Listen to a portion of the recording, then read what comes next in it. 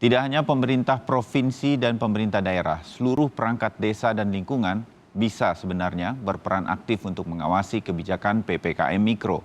Satgas Penanganan COVID-19 menyebut hasil dari kebijakan baru ini akan dapat terlihat setidaknya dalam 3 minggu ke depan.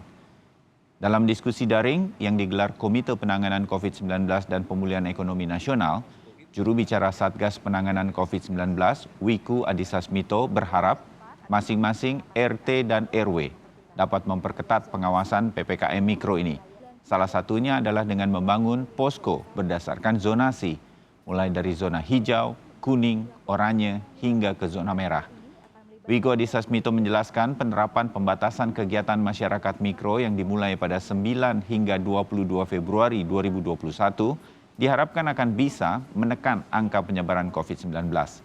Efektivitasnya baru dapat terlihat setelah PPKM Mikro berjalan 3 hingga 4 minggu.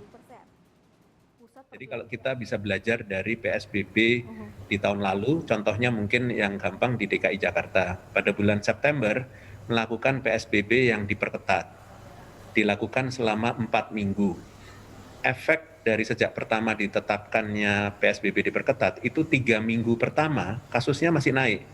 Tapi dan ICU board-nya juga begitu. Tapi giliran minggu keempat mulai turun. Dan kebijakan itu hanya 4 minggu. Tapi pada saat mulai turun, itu selama 4 minggu turun. Artinya, ada 3 minggu berikutnya yang sudah tidak PSBB diperketat, itu kasusnya masih turun. Jadi efeknya itu efek delay, efek yang tertunda. Tapi efeknya jangka panjangnya, jangka menengahnya pasti besar.